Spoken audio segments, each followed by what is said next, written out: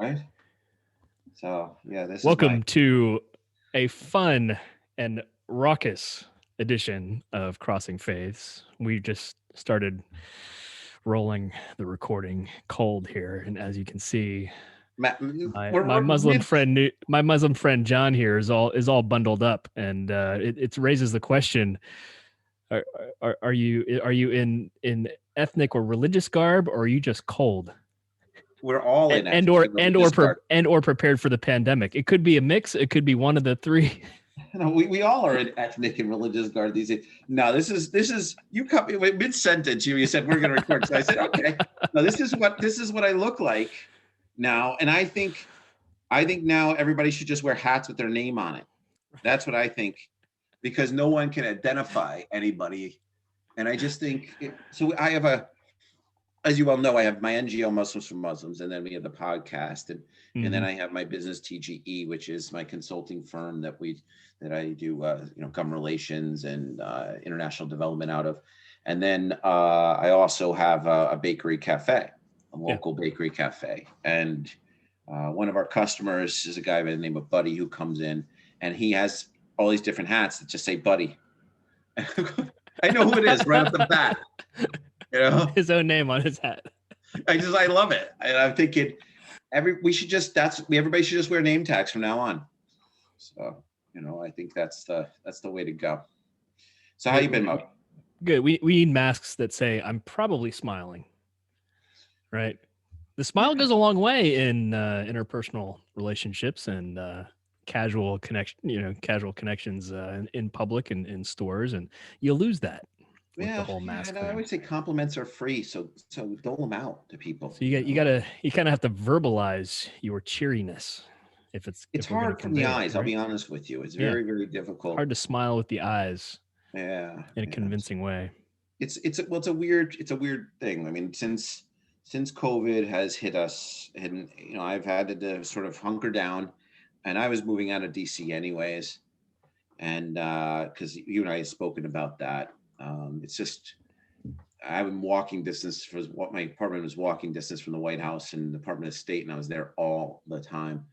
And and then the problem is everybody lived outside of the Beltway, so anybody coming into town would be like, "Oh, Johnny P, let's grab a cup of coffee. I'm coming into town. Can we do?" And then before you know it, I'm co-opted into all kinds of stuff, and the stress of dealing with whatever shenanigans is a government relations guy dealing with labor or this or that or whatever it is dealing with. But since then, retreated back to be close to mom and dad, and here in upstate, and isolated somewhat. Been involved in Project Resilience and helping getting Project Resilience started, which was bringing food to shut-ins, and then decided, let's open up a local coffee shop so that I can provide a safe haven for people to come in and just pick up stuff. So I have this place that makes donuts and fresh hot donuts and coffee. And it's hard to recognize people from their eyes. Yeah. But simple pleasures, right? Simple pleasures. Unless they have a habit of wearing the same thing over again, like Buddy with his name on his hat. Buddy's very explicit. Very explicit. And you can imagine that I have a cadre of, bandits and less than very fun, but probably rough around the edges is what you would call them. I don't know what you call them down there. How you come in we call them New Yorkers. Right. So they would come in and definitely, there's all kinds of us. We got a buddy of ours, Chris, that has a new girlfriend, and he was very timidly coming in, hoping that none of his friends would come by to haze him. So that happened today, which was really funny. And when someone's on their best behavior because they're in the middle of a courtship, they're charmingly befuddled by everything. Yeah. So he was charmingly befuddled by all this stuff, and I go, "You really sure you want this?" Because he shows up with this beautiful young lady, and my first thing out of my mouth is, so is this she court appointed? What's going on here right now? So, but I think we we had a lengthy conversation about the Mandalorian. Yeah. So, Mandalorian conversations are fun. Well, did you watch the Mandalorian? Absolutely. I'll be honest with you, and I'm going to ask you straight on. When in the last episode, and it's been long enough, so I don't want to hear any spoiler alerts by any you're fine. fan.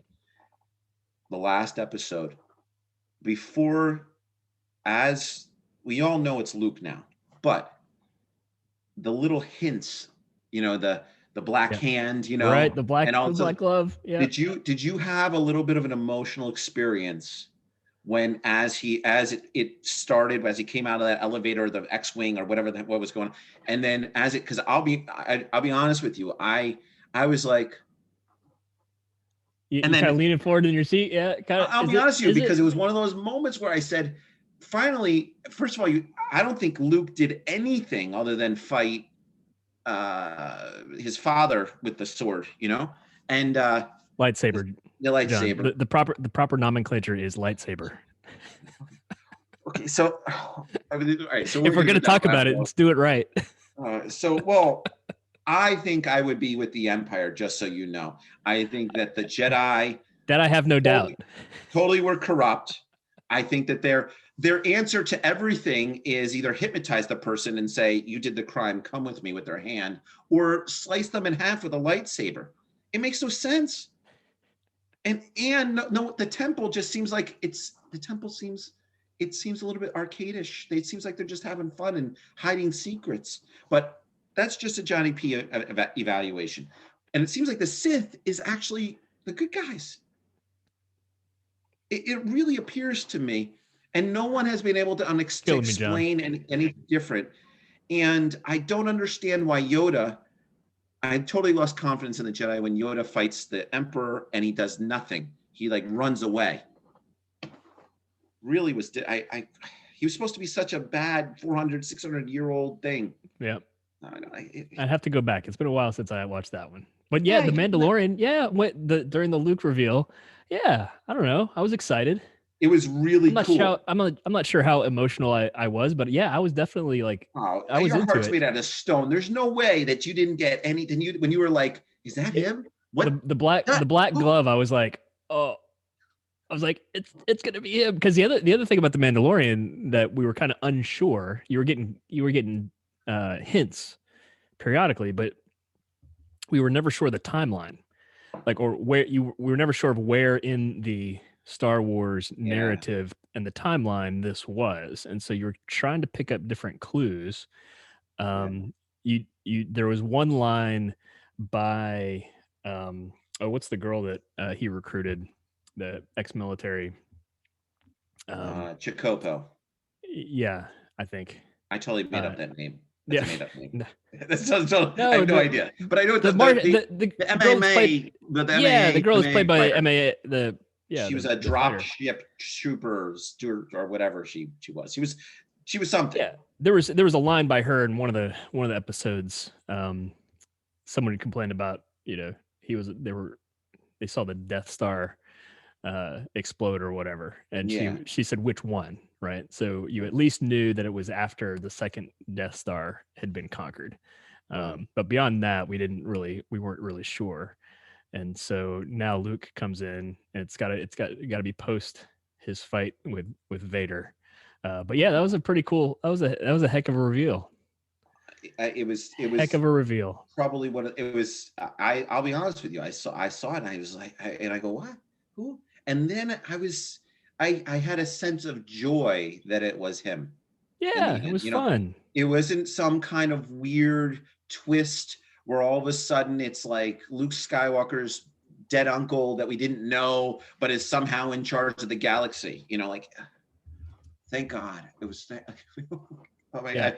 But it was really neat to see him in action. See him actually open up a can.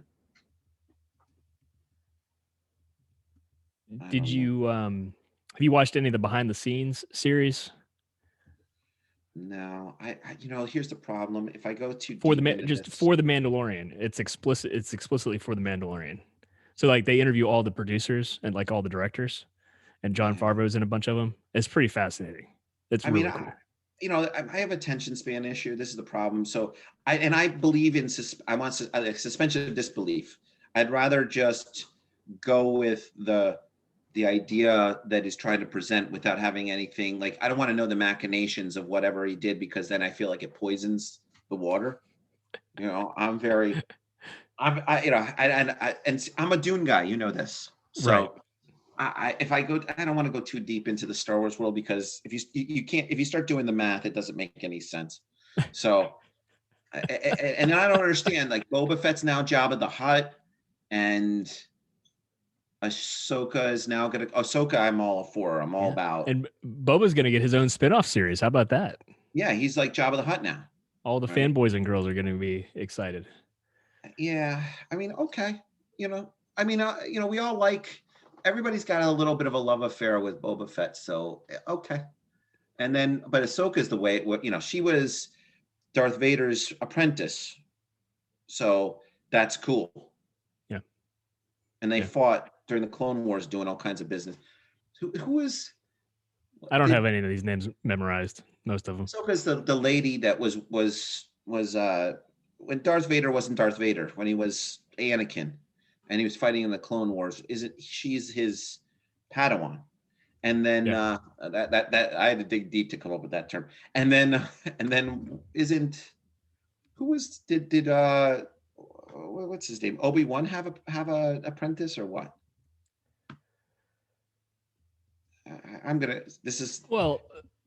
Luke was Obi-Wan's apprentice. Is that true? For 15 minutes. And then he got himself killed, sliced in half or something. He disappeared or became a ghost or something. I don't know. They're gonna be a bunch of we're gonna get hate mail from Star Wars fanboys and girls who are slaughtering our recall. Listen, I got a buddy of mine who says he asked me, well, what would you be in the Star Wars universe? And I said, I'd be the same thing I am here. He goes, what do you mean? I go, I would be a government relations guy and national security guy on Coruscant. Is that on the main planet? And then every once in a while I would go into the Outer Rim and do some nonsense, and then come back, and that would. And he's like, well, I would be a ton of sense. Yeah, and he goes, I'd be Han Solo. I go, no, you wouldn't. You would be an IT guy at a college, because that's what you are here. Like, I don't know what you're thinking. Your clothes would be different, but you're the same dude. Yeah. I mean, my only problem with the Empire really is they need more railings. There's just way too many abysses. Right. And I just feel like there needs to be more railings. And it's like OSHA, there needs to be. Yeah, there's no OSHA. I might be the guy that starts OSHA in the Star Wars universe, because it's like a virtually limitless business. And I feel like it would completely change combat as you know it, because so many people fall into those abysses or are right on the skirts of the abysses. I mean, that whole thing where who's Obi-Wan's guy, the Liam Neeson, when he got stabbed by what's it called? The Sith, one of the Sith guy. Yeah. What was all that? These energy fields, and there's no safety whatsoever. There's no signage. I mean, the whole thing doesn't make any sense to me. And then what's his name gets cut in half, and he falls in one of those holes too. Yeah. The Sith guy, I don't know what his name is. Darth Maul. He falls cut in half, he falls into the hole. There's no verification of death in these things. It's always this ambiguous stuff. The Cloud City, he fell down the hole in the Cloud City, Luke, and he ends up on the bottom of the Cloud City and jumps on the ship. There's a lot of falling in Star Wars, and not a whole lot of measures to avoid gravity. Like it just OSHA. I would be the founding father of Star Wars OSHA, because that's something I'm passionate about. A few more railings. Those guys with the Death Star, the laser shoots right by those guys that are moving the levers. Right. Don't stand too close. Like that light, like their helmets are, and that light is going right by them. And I'm going, there's not even any safety glass or something. Say what you will about the Alliance, at least they've got at least, or the Rebels, at least they've got some orange on their uniforms. There is some orange there. I'll give them that much. There is a little bit of orange. All right. But okay. Luke, you wanted to talk about some stuff this morning, and Luke actually not a bad jumping off point. Yeah. Because he Luke Skywalker, right? Yeah, not the biblical, not the book. No, not the Gentile author of two biblical canons. Which wait, which Luke are we talking about? So like Luke Skywalker, yeah, because he has a crisis. He has a crisis. And he has a faith experience, right? Yeah. He goes from being pretty oblivious. He comes to being a dreamer in a desert planet. Yeah. I don't know. It's Tatooine. Is that the Tatooine? planet? I think. I don't know. So don't send us hate mail, people. I think he's Tatooine, and then he goes from being a dreamer, meets Obi-Wan, gets fascinated. I don't know. I think he's fetishized. I think he's a little bit of a fetish with it, with the Force and all this other stuff. But I also think of Alec Guinness. I think Alec Guinness could present a whole argument of nonsense, and just because it's Alec Guinness, you'd be like, okay, let's go do it. So, but I think that once it comes to the whole idea of his identity discovery, he then understands who he is, starts to understand who he is and what he's about, and becoming something part of something larger than himself, and then dives deeper into it. So I would say I would argue like mid movie, and then with the death of Obi-Wan, and I don't know if him becoming a ghost. I think that solidifies his journey into the spiritual realm of becoming a Jedi. Yeah, that's what I would argue. And then in the midst, he's forced to indulge the anger, right? And then ultimately figures out that the way to conquer this whole thing is to not give in to the anger. But before that, he has to fight. He has to fight his own dad. Well, but I think the fact is that his father disappears, right? And then he finds out that, wrongly so, that Darth Vader killed his father, which Obi-Wan explains later that in a way he did, which maybe you could argue that on a metaphysical and psychological level. But then he really just loves his father and tries to redeem him. And that becomes part of his mission, which is pretty cool, I guess. I wouldn't devalue that business. And then, it ties into the whole love concept, So. You wanted to talk crises of faith today. So we went on a little bit of a rabbit trail, but it's a helpful one. So have you ever had a crisis of faith? I mean, I have crisis of faith every day. Like every day. Every day. Not that I. When is it not a crisis of faith? What's that? When is it not a crisis of faith? John says. Yeah. I mean, I think that as people of faith, you need to do everything you can to question and pursue, truth and for yourself, and I think that things that don't make sense, it's okay for things to not make sense, because you're not. Like, I'm not a prophet, beloved of God. So I'm just a dude. So I don't. You're just a dude? I thought you were a prophet, man. Why am I doing this podcast with you? It would be so cool, wouldn't it? But here's the problem: is that, my motto is enough is enough. So we would get to like Mount Sinai, and I'd be like, I'm heading out. I'm heading out, boys and girls. You guys, golden calf, you want to know what? Go for it. I'm out. I mean, they worship the golden calf. Can you imagine being Moses and then all of a sudden they bust out the calf? Right. How disappointed you would be after all that, all that nonsense. You have one job. Don't worship idols.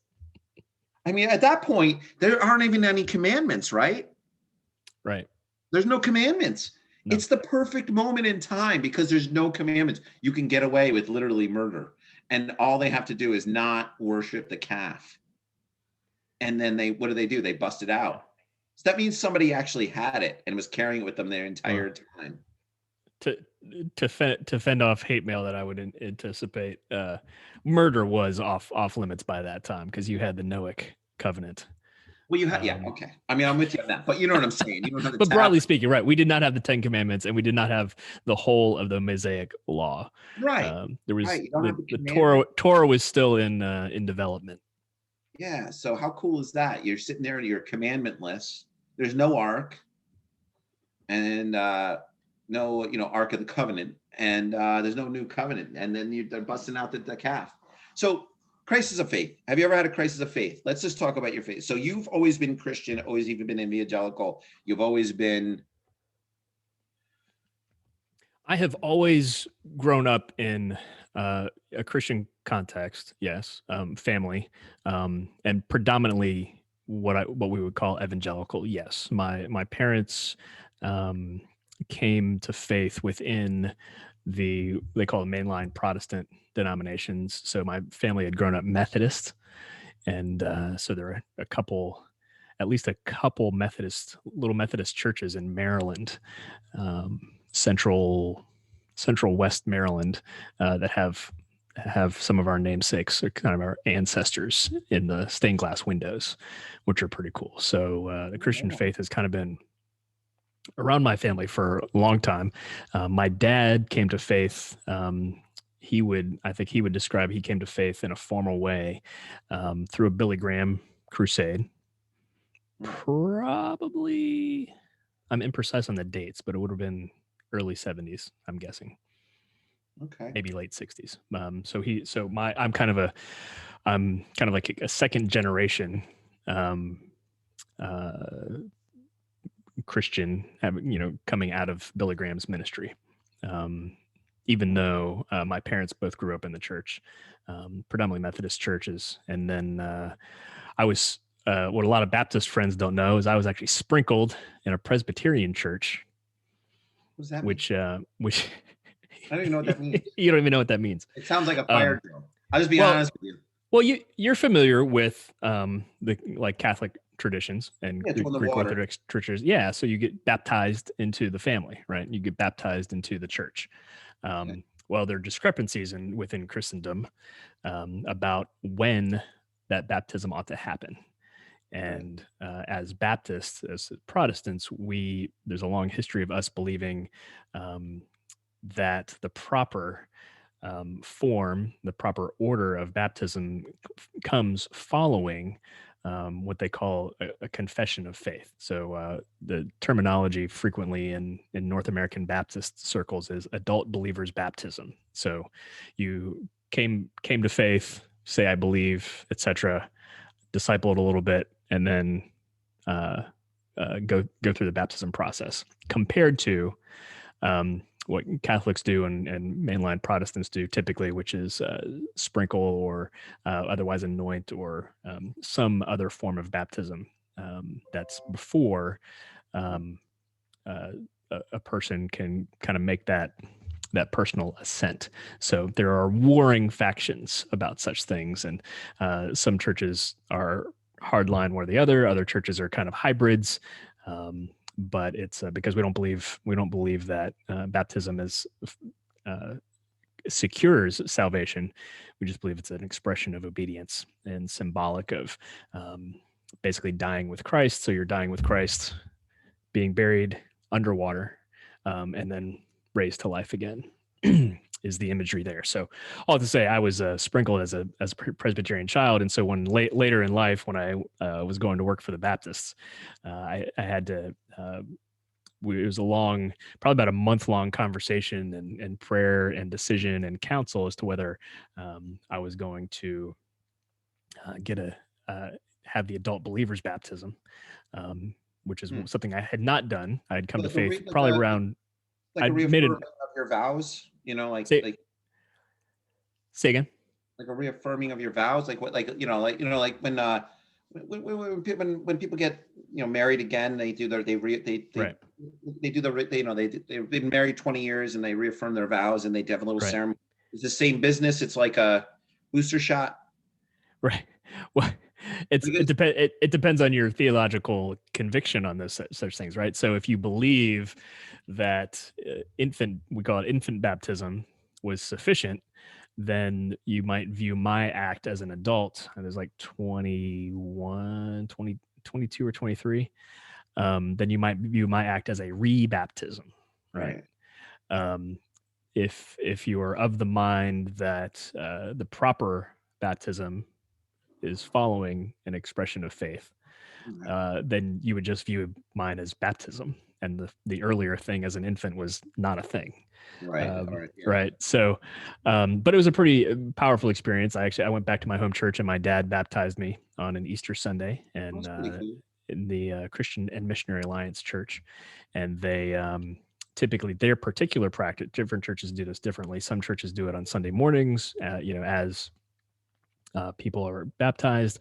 Other churches, like my home church in West Virginia, what they would do is they would set aside a Sunday evening service periodically, Okay. and it would be the whole service would be about baptisms. And so whether it was 6 people or 10 people, however many it was on a given evening, people would get up and stand in the water and share their testimony. That testimony might be 30 seconds or 30 minutes, depending upon the person. And So like a testimony is, I'm from a small town in Rhode Island, and this is my life. This is what's going on. This is what brought me to Jesus. Is that what you're yeah, talking? pretty much. Yeah. Who Like am how I? you, What's my experience been? How did I come to faith in Christ? What do I believe now?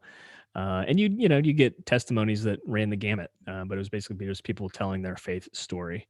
And some people coming to faith, their lifestyle change would be more dramatic than others, but others not so much. And but yeah, it was a far more powerful experience for me than I had anticipated as an adult. So that's a bit of my story. Yeah. so when you look at the pantheon of religions, right? So out there, Abrahamic faiths, non-Abrahamic faiths, all this stuff, and and you're a multi-faith guy, right? Hmm. So I would characterize you as somebody, like, I wouldn't say you necessarily. I don't think you question. I think you question your faith, but I don't think you have crisis. At least my observation is that but maybe we've known each other for a while, Yeah. but maybe I've been absent during any crises of faith. But I think you do question your faith quite often, and question your tribe quite a bit, and challenge the environment. I would consider that, particularly with the different interactions that you've had that I've observed. Yeah. But how would you look at yourself when it comes to looking at the pantheon of religions? And there's a it's just within the Christian church, there's a disagreement of who's what, and everybody's got the right, says they got the right song and dance. Yeah. You have your own truth, and then and it branches into a larger truth with your church. How do you see where that fits in with the other faiths that are out there? You got Mormonism, and you got the Jehovah's Witnesses, and you got the whole Christian tribe, and tribes that are out there, and then all the other people on the outside. Or I don't necessarily believe they're on the outside. I believe in Abrahamic lineage. But how do you see yourself when it comes to that? How do you, when you wake up, do you say, I know the only truth, and the whole world is going to come across to this side? Or do you see yourself as an ambassador of one part of a larger whole? It's a good question. Yeah. So a couple notes about the multi-faith thing. I think you understand me right, that I'm not one who believes that like all spiritual roads go to heaven, right? I'm not a spiritual pluralist, right? Like you might be, but I do believe in the reality of a multi-faith community, or a pluralist society, right? So Right. there's an is that we have to deal with, a fact of a diverse a diverse group of beliefs, that we are living with one another in some contexts better than others, right? You can't be blind to the Um, world around you. And I'm a pluralist who happens to be Muslim. I right. would consider you a pluralist that happens to be Christian. What are professional Well, beliefs are, and our personal beliefs are a little bit. yeah, I think when you describe yourself as a pluralist, it's different than how I describe myself as a pluralist, right? When I say I'm a pluralist, I mean we as human beings have to recognize that a lot of us are coming to different conclusions about some pretty significant things, eternal things, supernatural things, and we still have to live together on this planet. There's certain ways to go about doing that, and there are better ways to go about doing that, and there's some really terrible ways to go about doing that. That's how we end up in persecution, right? Which happens to every faith somewhere around the globe. So if someone calls me a pluralist, it means that I'm just saying, look, we have neighbors that believe different things than we do, and we have to, as a Christian, I'm supposed to love my neighbor, and even love my enemy. But although you know, You're we're doing it gonna right now. define we're Right gonna now. define enemy. I'm not gonna define enemy so as quickly as some people might. So that's kind of how I view pluralism compared to a spiritual pluralism, um, which I think my understanding is that's what you believe, that every faith will eventually get to heaven, and your particular expression of that pluralist faith is Islam. Is that a fair read Yeah, I mean, to some extent? I vacillate between I'm the highest evolution of, if you ask me bluntly, which you are, yeah, I think I'm the highest evolution of Jew, Christian, and Muslim, to be honest with you. But and I can't really, I'm not going to devalue someone who is cruelly snubbed of, you know, Ismaili birth. What can I do? All right. But I think that that's a very rigid way of looking at things, and I think Abrahamic lineage I was taught Abrahamic lineage. With all joking aside, Sure. I think that or definitely order out of chaos is the word of God that comes to us through the Israelites. The one God concept comes to us through the Zoroastrians. The word of God comes to us from the Israelites. I do believe that the priesthood is restored through Hazatisa. I mean, I do believe that. The idea of imamship is restored. Yeah. And then the bloodline to the end of days comes from Hazrat Muhammad, peace be upon him and family. So I do believe that. And I do believe that.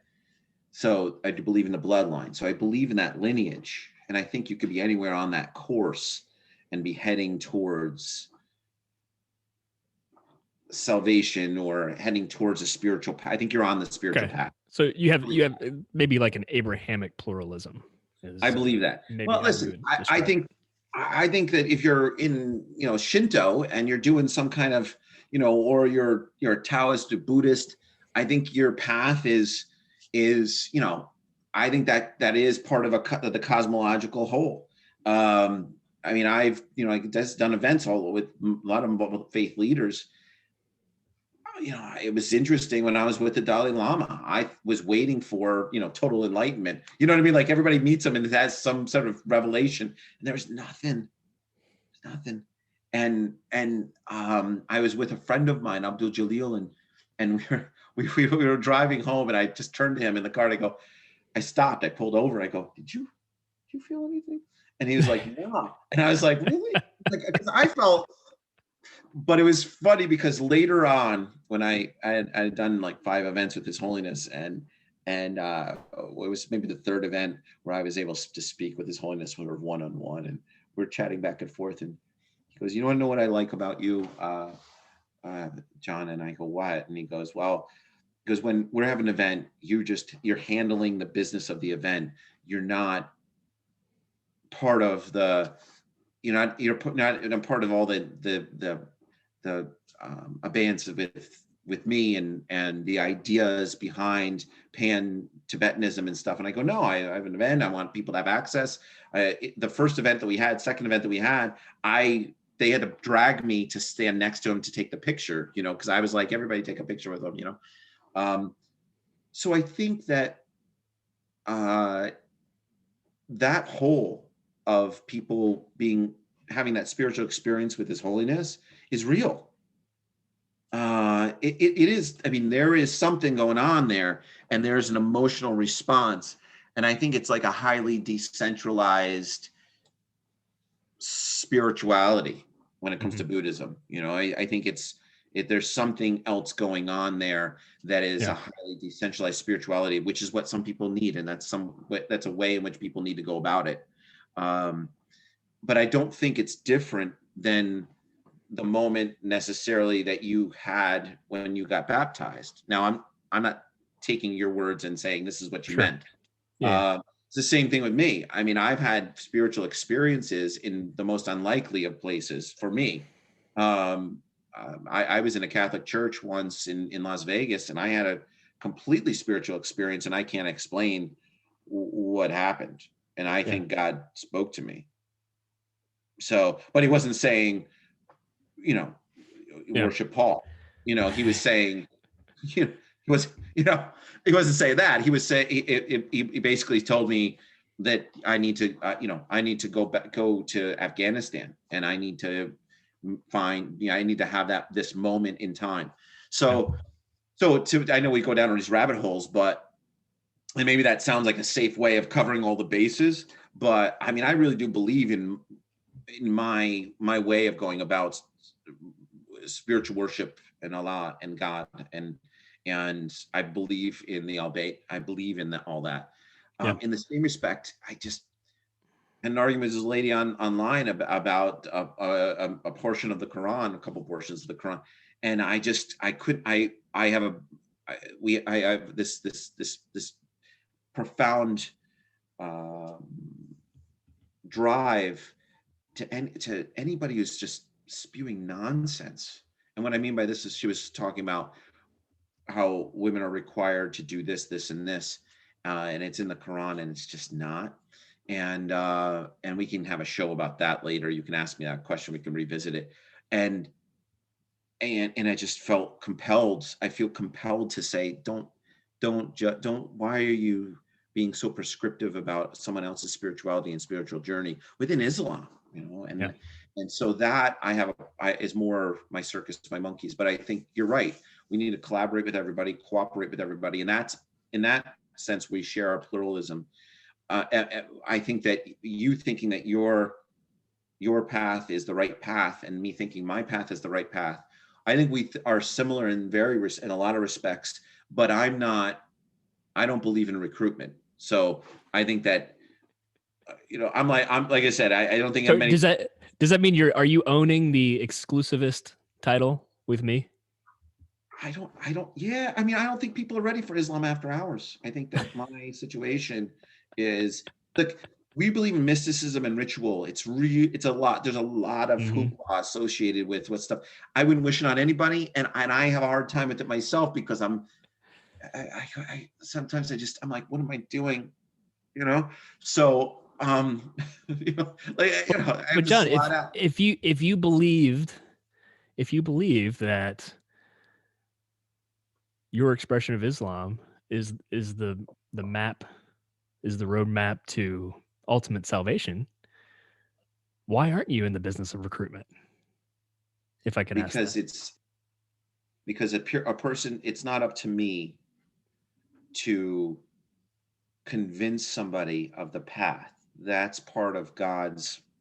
I'm gonna use your terms. All right. So that's something that's like part of the breath of God, which you would call the Holy Spirit, right? So that's inside everyone is the conscience, their subconscious, and that subconscious is the conduit of which God uses to speak to people, right? Allah uses to speak to people, and that's what directs them towards, I'm here, right? I'm not gonna, and part I'm like, I look at myself as someone who has to live a life of charity and prosperity, right? I have to share as much as I can with the people around me by example, and that example can be co-opted by someone else and then taken and made their own. And I think that, like I always say, just first thing I do is discourage somebody. Say, don't become Muslim. It's just not. It's not the right thing to do. Become Catholic because you can confess whatever you do. And if you don't grow up in Catholicism, you don't have any Catholic guilt. It's a dream. It's a dream. It's a perfect, and that at least gets you on the path towards salvation because you're going to eventually get to Islam, right? But there is kind of a if you kind of put it this way, but my understanding of Islam, there is something of a kind of a long arc universalism, I guess. I mean, absolutely. like everybody's gonna be Islam eventually, right? You might not be now, but one of the beliefs about Islam is like you're basically everybody's gonna be Islamic at some point. Well, it's sort of like there's a lot of bases are covered in Islam. One is that everyone's born Muslim, so it's like a universal baptism. Okay, so it's everybody's there already. So they just don't know it. Well, even if they don't, they just don't know it, and it just is. So there's kind of like this weird sort of everyone's born Muslim and everybody's which is why a lot of times when it comes to there's a contradiction there when people say people are infidels when Muslims say it. That's why that whole concept of the infidel is way out. Okay, way out.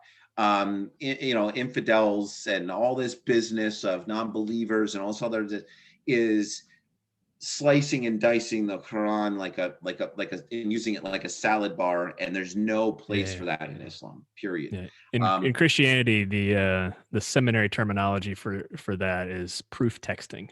Right. So you're picking texts that prove your point, but you're not so much reading it you're not interpreting the narrow text in light of the whole. Well, you get hajamba which is the word that's used in the Quran, like 7 different times. It's not the word hijab, but people think and use it as the word hijab. All right. And what it means is like that a woman needs to be modest and there needs to be a barrier, essentially. Right. But whatever that modesty is and barrier is up to a woman. Right. But Wahhabis want you to believe that it's the word hijab and you're required to use it to wear a hijab. Yeah. Right. So, but it's the same thing. It's like you take this slice and then you interpret it a certain way, but the word hijab it's not even in the Quran, but there's a word that people claim that it is, and the real meaning is hijab. So the hijab is cultural dress, requiring cultural dress is idol worship, which you should be all over this, right? Because you're Protestant, so you're not supposed to have all the gold and stuff like that. So it's a form of idol worship, right? So if you're requiring someone to have cultural dress and saying that's religious, it's idol worship. So it's very similar. When it comes to how Muslims have a sort of a pan-Islamic universalism that says everyone's born Muslim. And then there's a special place for people of the book, right? So Jews, Christians, and then that's not muddy the water with Protestants and Catholics. Sure. So we don't muddy the water with that. It's good to get. So there's a lot of bad blood in history. You know what I mean? There's a lot of history. Just a little bit. Just a little. Well, I'm just gonna say so there's that pan-universalism. You're right. But then there's also this idea that you're looking back into the Abrahamic texts and you're saying, oh, the Torah is Islamic. Hazrat Isa, you got Noah, you got Abraham, Ibrahim, and got all these people, and it's all part of Islam. So now you're talking this retroactive business, right? Where everybody's a prophet of leading up to. So essentially, you can follow a prophet, a prophetic word up to a point where you will be on the path. And that universalism is really kind of neat, in many respects. And that's, that's the argument against that all this Wahhabism and all this craziness that's out there is is, look at the word, look at what's been said, look at how the Quran can interpret the word appropriately within this pan-Abrahamic and also pan-universalism that you're talking about. But that's why I don't convert. So Because I'm very careful about bringing somebody into all my my ritual, the rituals, and you may not be ready for it. I'm not, people say the Kabbalah, you need to be a rabbi for 20 years before you go into the Kabbalah. I'm not saying that you need to do anything. I'm just saying, I think there's the appropriate amount of steps to take to find your own spirituality within today's context. And some people need to muddle through. yeah. You know, So let me back up and answer maybe more directly the original question you asked me. I think I forget how you phrased it, but we kind crisis of of both. faith, yes or no? Yeah. I've had challenges to my faith. I'm not sure I've ever, and I'm not sure would ever describe it as a crisis, but I certainly reevaluate it frequently. I think it's really unlikely. I think if a Christian um, doesn't at some point experience, ask the question, "Do I really believe this? Is this really true?" Um, I think that's healthy. I think it can be done in a really healthy way. Um, but before I talk about crises of faith, I think about it kind of both intellectually and in a heart emotional kind of way. Intellectually speaking, at the most basic fundamental question is our world is one of two basic worlds. It's either a naturalist material world um, that didn't start with any supernatural um, creation, right? Or our world is part of some greater reality that includes some kind of supernatural creator. And so I start there, intellectually speaking, and over the course of years, and I just think the evidence points to a creator, and I think um, and a supernatural. Not all of which we can see in and of ourselves. I affirm a lot of skeptical and atheist critiques of some expressions of the Christian faith, that apart from God's revelation, we're limited. We can only without God speaking directly to us or giving us some kind of revelation, right? I think we can rationally come to the conclusion that there is a God and that there is a creator.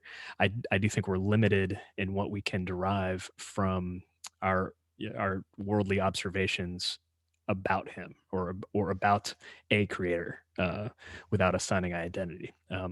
So I think you can get so far down that path through reason and rationality, but I think it only takes you so far. And Well, we know there's when 9 dimensions, right? Mathematically, we know there's 9 dimensions, and we Sure. know that we can pursue, we can understand that those 9 dimensions exist, and that what exists in the fourth, fifth, and sixth dimension, we know of things in those dimensions, but we can't fully understand them and only can see shadows of them.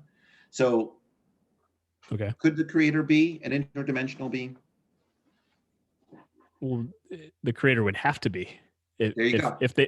if they created if there's a creation with dimensions, they would have to be unlimited by those dimensions as a creator in the in the Christian context.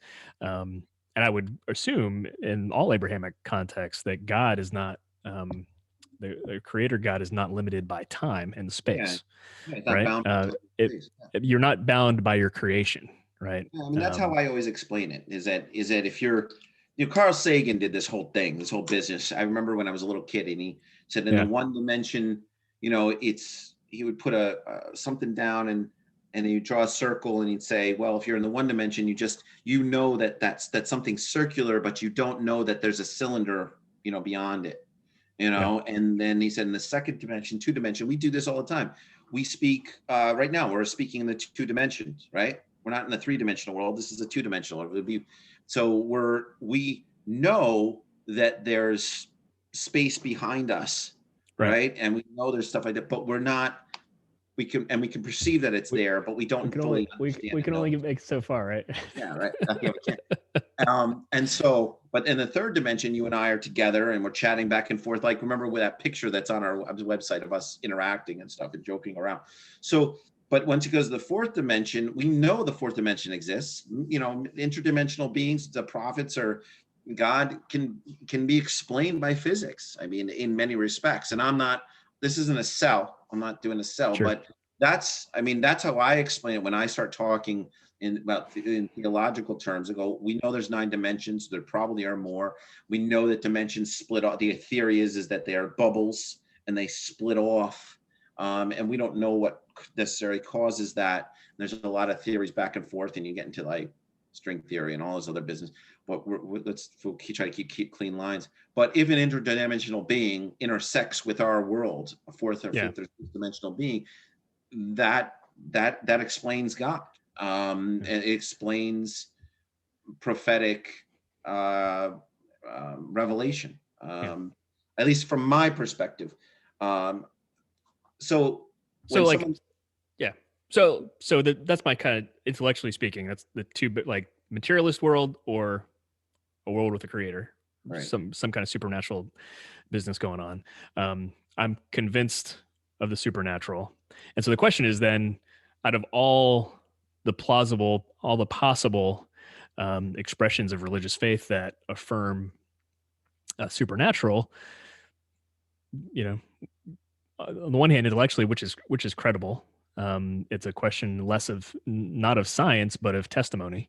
I don't really care what religion it is. It's a question of testimony and historicity, really, which is a fundamentally different question than the scientific method, because religious claims are not repeatable, and you can't repeat them, and so it to me comes down to an evidentiary matter. I am sensitive to the fact that Christianity is the only context in which I, grew up in, and so if we're talking about supernatural, spiritual things, of eternal things, if I'm interested in truth, I've got to be critical of my own faith at some way, and like critical in a best way, not not argumentative, but I need to be able to bump my own faith up against other religions, and I have done that periodically and in different ways. I do I do it every week with you to some extent, and that's healthy for me. It's good for me. It's made my faith stronger, and often I have to reflect back on my faith to answer new questions that I hadn't really thought about, or figure out which way Christianity leans one way or the other. So there's an intellectual valuation, because I'm interested in truth and I'm interested in the eternal. But then there's also the heart side, and so the heart side comes into whether, for Christianity, Christ is supposed to be our king.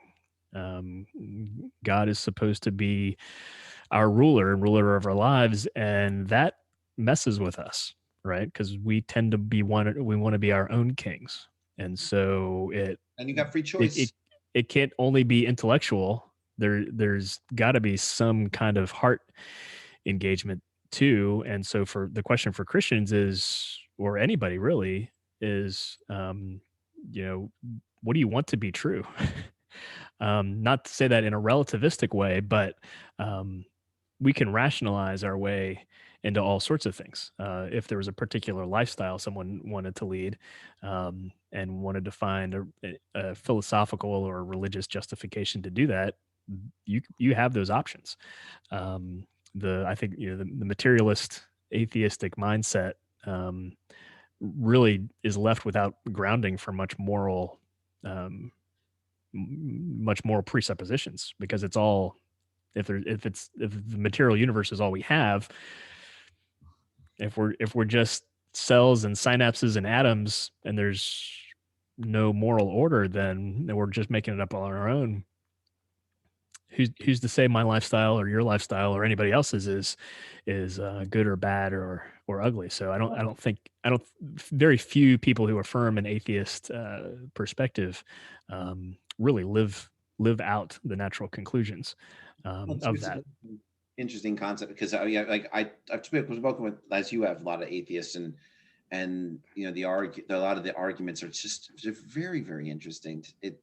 No one, what was the one that said no one has ever thanked God for regrowing their arm or leg. It's a good one.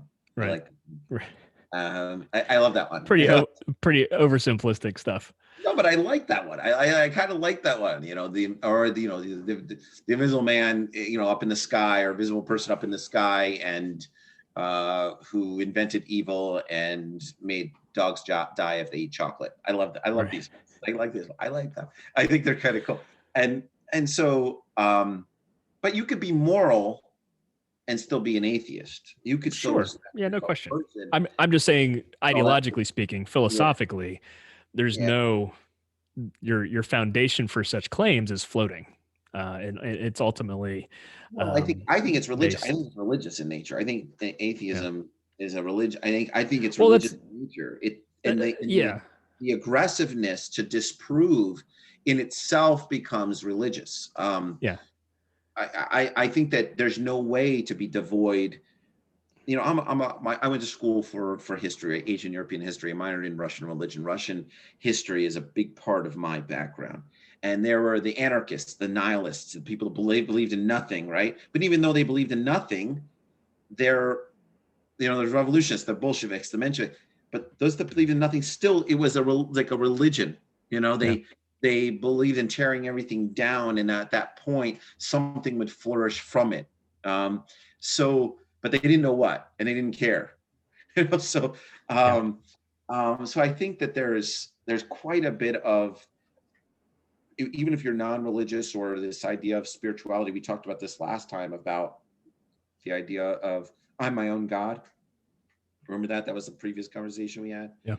Which is very convenient, because then you're doling out behavior, and you're don't have to be accountable to anybody but yourself. And if you're amoral, then that's great. You can get away. You can just keep doing whatever you're doing. Who cares? Yeah, because I'm my own God, and he's his own God. But what happens when those worlds collide, right? Or she's her own God. Yeah. Well, and then you never had a crisis of faith. You never turned around and said, I need to reevaluate who I am and what I'm about. We in 2007, a dear friend of ours, my wife's matron of honor, actually, was murdered 11 months after our wedding by her own husband, who was also our friend. We spoke about this once. Yeah. Yeah. And those were some dark times. And if you don't question your faith at those times, then I'm not sure when you question your faith. It's not that, for me, at least, it wasn't that I necessarily doubted or was going to throw it all away, but it was okay, do I really believe what I say I believe with respect to why evil exists and why good people suffer and why there is murder and, where's the church in all this? And we were dearly loved by our church. The people around us really did, really helped us out a lot. But it was also in a period of time where you do silly things when you're newlywed. And one of those silly things is we were so in love, and we just wanted to make the honeymoon last. And so we kind of stepped back, I think, from a lot of interaction in the church. It's not that we stopped attending church services or that kind of thing, but we were not as involved, I think, in small groups at the time. And we were just kind of like it's first year living together and all that kind of stuff. And Yeah. we were excited to be married, all that kind of stuff. And but part of what that taught me was that um, and we need what Christians call biblical community. We need to be part of the church because if you're trying to do the faith on your own, you're kind of swimming out there without a life jacket, and you need community to help you out. I think a lot of people have just figured that out in this pandemic. It's really really hard to be by yourself and without human interaction, generally speaking. But then, especially if you're tied to a religious community, and for Christians in particular, Mhm. most of the back half of this book is about how we're supposed to live with one another and encouraging one another. And that um, if you kind of synthetically cut that off, then you can really be up a creek. Yeah, you can have your theology, you can have your identity, but if you don't have your community, because I always say Yeah, it mentions those three things, right? Theology, and your identity, and your community. You can float between all these, and so you could survive, like you said, on the life right. jacket. Like you could be without a Yeah, community for a little while, and like me, I'm isolated here. I mean, if I'm gonna, I have somewhat of the community, and that's part of the reason why I have the cafe. The cafe, runs on its own, but I go in there and I know everybody, and we yeah, celebrate the different holidays, and we're doing a Nowruz thing, which is in March, and the Persian New Year, and I have my Iranians coming in, my Persians coming in, and I have an Afghan baker that's in Walden, who's my little Afghan sister. So we cross pollinate back and forth. We're yeah, doing a special donut, and that community can exist in different forms. So especially because places of worship here we're in New York, where places of worship, I understand the idea behind the limits that are out there, but it's difficult. I don't know what it's like. yeah, I assume the South is a free for all. So it's you know, a little bit.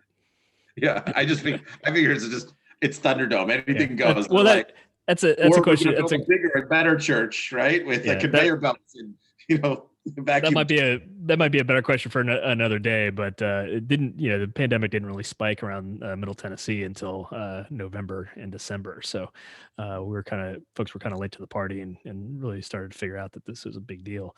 But look, on the faith stuff, I think I want to assuming my mom's going to listen to this podcast at some point.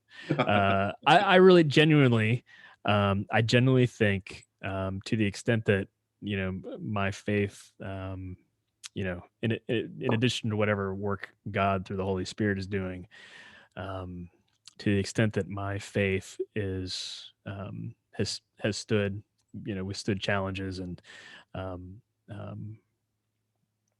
um, you know, small crises. Look, my parents did not shy away from me being exposed to different worldviews and religions growing up. Now, it's not like they like sent me down the street to different, houses of worship, but like it was early on. I mean, early adolescence and into my teen years where, I was exposed to some, world philosophies and different religions and comparative religions and what Christianity's answer was to those, compared to some people who, I'd met in college who they'd been really what we call sheltered, and Christianity was the only thing they knew, and their challenge uh, had not been challenged, frankly, not inoculated. You could use that terminology as a metaphor now, and so when they get to college and it's a free for all, even frankly in a Christian university, and they experience freedom for the first time and meet people with different ideas about things, like they had no grid with which to navigate that space. And so I'm grateful to my parents for those early experiences about making me think about things and really kind of owning my faith, um, in a way that I think prepared me for later life. What about your life, the Widowmaker? What about the life death experience with, what about that? Because Yeah, I know from a professional standpoint, and here's the thing for our listeners, next time we can do part two where you interview me if you want. But because you're getting bits and bobs, but this is more, but what happened with that? Because I know professionally you said stress, and and if it did, let me know if I'm wrong. You were like, you want to know what? I'm pouring my heart and soul into into the business of the church, which is, and it really was the business of the church, because you were a representative of the large community, the evangelical community, right? And and this had happened, and you decided that you were going to follow your dream of getting your PhD, get more into work-life balance with your family, and then and become, a move in and follow wherever that path leads you into. Yeah. And it started with a traversing the Appalachian Mountains as you into Tennessee. Back And back into Tennessee. yeah, back into Tennessee. So Yeah, and we we should we should talk about the heart attack again another time. I guess maybe we haven't really devoted an episode to that. We're over time to get into that now, right. but shortly. Let me first clarify. I have never had a dream to get a PhD. Well, I I am in my PhD program after years of kicking and screaming. I'm loving it now, and I'm excited about it. But uh, this is a means to an end to some extent. But it's funny you described it as a dream to get a PhD. Well, I think maybe I'll backpedal on that one. I'll say that I think you have had a want to embed yourself in religious studies, to evaluate. You Yeah, I have the think that's right. time to really muddle through and evaluate what's going on with your scripture and all this other stuff, and work with your colleagues and mentors to come to a larger conclusion, whether Yeah, that meant, and you put that aside because you become a professional and you work and you do stuff, right? yeah, I mean, I wrestle with that back and forth because I got my NGO, I've got the business going and all this other stuff. And we go through and muddle through it here on our podcast. But we could do that. Maybe that will be part two. Why don't we do yeah, that next week? We can do part two of, spiritual crisis, yeah. evangelical style. And to tease it for people who haven't heard, I'm 43 years old now. At age 40, I had a heart attack, or I survived a heart attack. That was a widowmaker heart attack, for which there's apparently about less than 10% survival rate. So it's a great blessing of God to me that I'm still here. And yeah, that changed our lives a little bit. So we can tell more about that story another day. Yeah, let's do part two next week of you, and then we Yep. can, if you want, we can mess do with me mess with or you a little bit. Yeah, yeah. I have to throw some questions back at you. But look, I mean, you talked about, or early on in the program, you talked about asking me about my evaluating and reevaluating my faith. I'm more or less told to do that in the Bible. Paul, writing to First Corinthians, says, "But if there was no resurrection of the dead, neither has Christ been raised. If Christ has not been raised, then our preaching is in vain, and your faith also is in vain." And so, like, if this ain't true, somebody convince me, because, like, the text itself says, we're foolish if we believe something that didn't happen.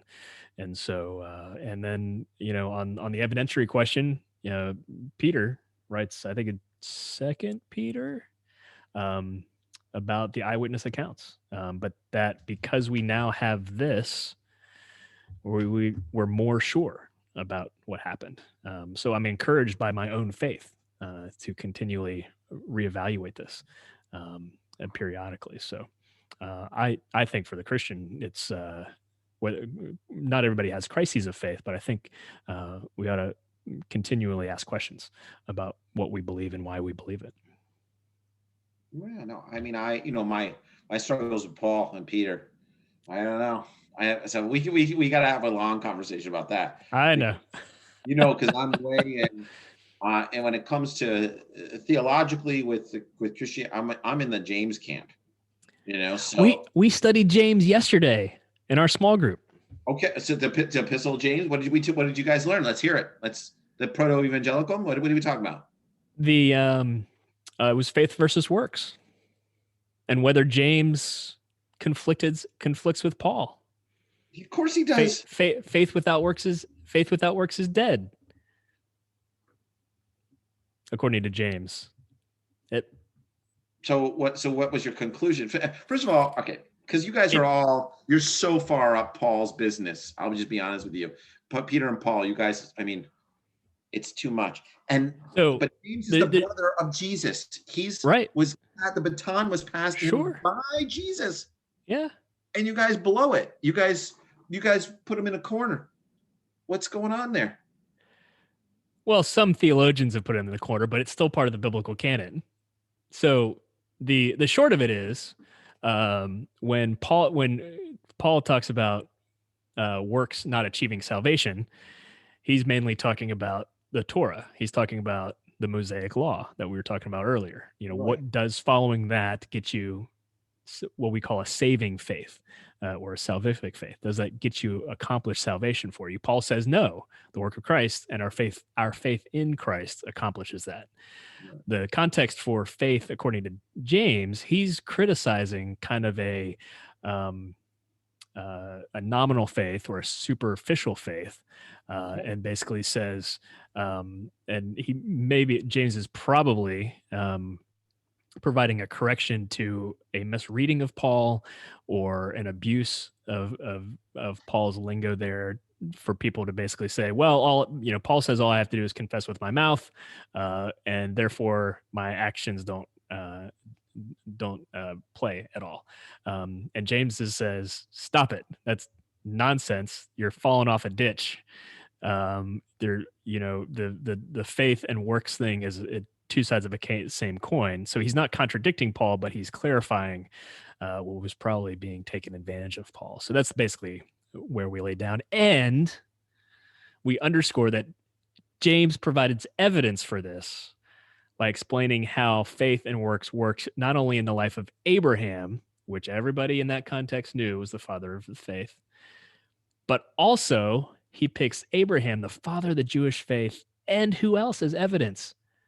Rahab, a Gentile prostitute who was grafted in to the family of God because she had faith and acted on it. And so that's we kind of underscored that in our community group, because we recognize that James is doing something there. And it's after that faith versus works passage is immediately after the section in the text where he talks about showing no partiality. So not people who are of a more influential, more elite, richer community. We're not supposed to show any partiality to people based on differences, right? And so he's affirming anyway. Just a lot of rich stuff going on behind the scenes there in James. So we're excited to talk about it. Yeah, no, I mean, I'm all about talking to James. I think the Jewish Jesus movement is, that James stewarded, is, and he was a member of the Sanhedrin. He was rocking it. So I think that's an interesting conversation for us to have, because, Paul is brought back, I think 2 or 3 times to reaffirm his adherence to Abrahamic law. And Jesus was all about Abrahamic law, and I know the evangelical sort of narrative, but we should talk about this stuff. This is a show in itself. I know we're at our time limit. So, but I think James, let's have a show about James. So, since you're hot on it, and we just had I just imagined your mother going, he's not hot on James. We just studied it. So it was our text for the lesson in our community group yesterday. So it's fresh on my mind. I appreciate you taking the time. And so next week we're going to do part 2. Yeah. More crises of faith. More crisis of faith. And we'll chat a little bit. And then you can hammer less me. Star Wars. Maybe me and DeLorean, I think we covered it, but I don't know. I don't understand. Right. What's going on with Boba Fett becoming Jabba the Hutt. I don't get it. He's not becoming Jabba the Hutt. He's just inhabiting his throne. It's ridiculous to think that everybody wouldn't just leave once Jabba the Hutt is dead. It's stupid. Like, why would everybody just be waiting for him to arrive. It's ridiculous. Because they're thugs and mobsters and mercenaries. Of course, they're all angling for power. Tatooine is a And you dump. got the Dump. yeah, but you've got the cool trap door. We drop people down into the lair to get eaten.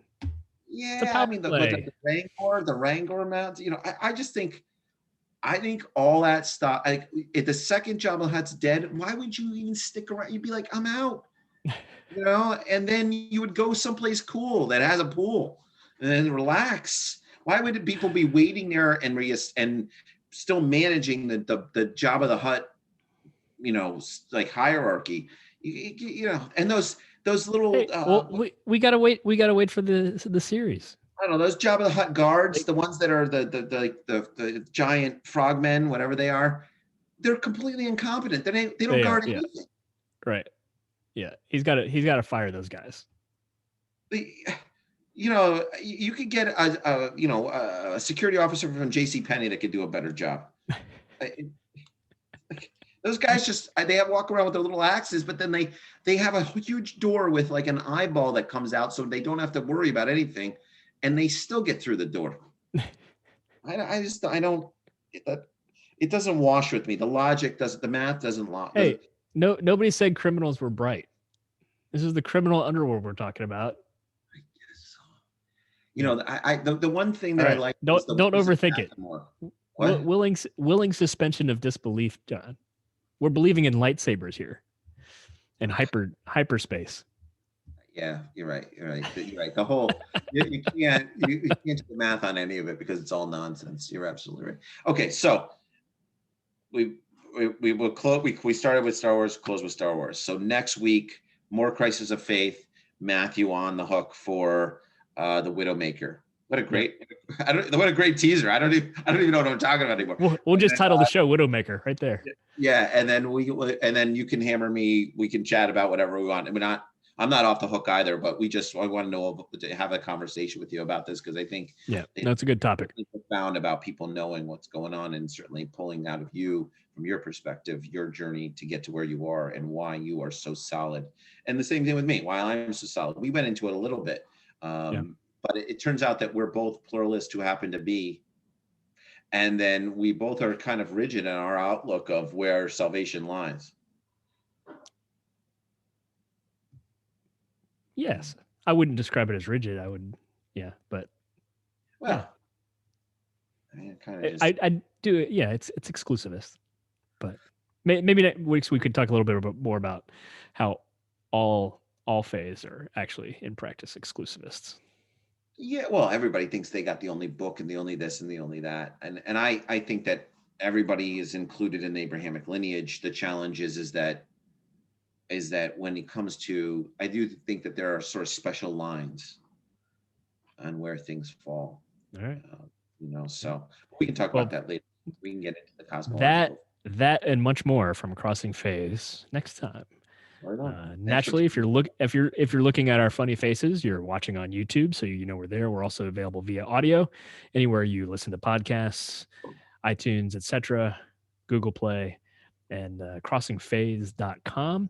And then all the social media. Well, not all the social media. Twitter and Instagram, we're on there. You can find us pretty easily. And if you have a special question for us, pop us a special question. And Matthew and I are hitting the topics pretty hot and heavy this year. And we're going to start with our speaker list and guest list coming up soon. So stay tuned for that. Oh, one thing. Some of y'all have noticed me looking over my shoulder during this podcast. I'm puppy sitting for my in-laws.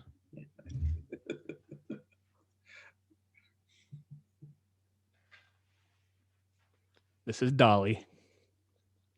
Is Dolly Christian? I don't know. We'll see. She hasn't been sprinkled. Yeah, doesn't she need to be baptized? This is a Bernie Doodle. She is 10 pounds today. A Bernie Doodle? And they've had her for 2 weeks. Yeah, it's a combination between a Bernese Mountain Dog and a poodle. That's actually pretty cool. I'm Bernie Doodle. Yeah. So what's going on, puppy? What are we doing? Yeah, there you go. All right. Sorry, I woke you up from your nap that I really wanted. I woke her up from her nap that I really wanted her to take. So anyway, that's been fun in this household. Thanks for taking the time, bud. You too, man. Bye. All right.